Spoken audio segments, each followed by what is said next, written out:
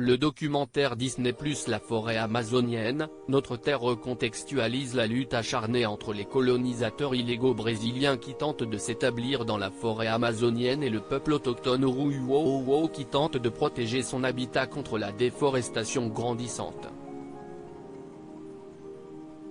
Disponible depuis le 13 janvier 2023 sur la plateforme Disney+, La forêt amazonienne, Notre Terre est un long-métrage documentaire produit par National Geographic Documentary Film qui offre un regard immersif sur la lutte du peuple indigène Uruuo contre la surexploitation illégale de la forêt amazonienne. Face à eux, des agriculteurs non autochtones réunis en une association, Rio Bonito, dans le but d'obtenir le droit de s'installer sur les terres indigènes protégées afin de réaliser leur rêve brésilien, posséder des terres et en vivre. Mais aussi des colons, qui, considérant la terre des Uruuo comme la leur, tentent coûte que coûte de s'en approprier une partie afin de s'y établir. Pour la première fois, le spectateur est aussi bien amené à comprendre le point de vue de la communauté indigène, qui tente de protéger son habitat naturel de la déforestation, que celui de leurs opposants, pour qui la terre est à tout le monde et la religion un moyen de se justifier. Menaces de mort et meurtres tournés pendant une durée de 3 ans, ce documentaire montre au monde entier une partie des conséquences de la campagne électorale et de la présidence de Jair Bolsonaro, au pouvoir au Brésil de 2019 à 2022. Encouragée par ses discours, la colonisation illégale a plus que doublé et la déforestation de l'Amazonie a atteint son plus haut niveau en plus de 15 ans. Mais alors que le contexte est posé, le documentaire s'accélère, prenant des allures de thriller haletant.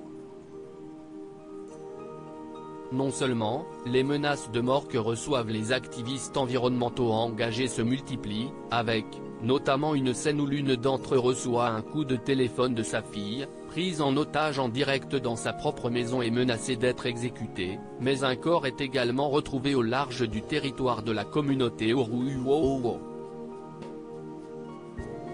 Il s'agit du responsable de l'équipe de surveillance indigène, âgé de 33 ans, intervenu plus tôt dans le long métrage. Deux événements chocs qui bousculent le spectateur et poussent les Uruuo à prendre les armes. L'agence des affaires indigènes, sans ressources, s'avère inutile. Alors, tandis que l'activiste environnemental fait construire de hauts murs autour de sa maison pour protéger sa famille, ses amis autochtones s'équipent et s'organisent pour mener des raids dans leur territoire afin de repousser les envahisseurs à ses limites. S'il attrape la Covid, ce serait comme un génocide pour eux en 2020, alors que la Covid débarque dans tous les pays du monde, les invasions sur les terres indigènes amènent la maladie aux portes des villages autochtones. Tandis que 10 membres de la communauté Sintalaga, également située dans la forêt amazonienne, sont touchés par l'épidémie, ils décèdent dans la foulée. CIST 5% du peuple Sintalaga, souligne l'activiste environnemental avant d'expliquer la gravité de la situation, les Uruuo ont une faible population.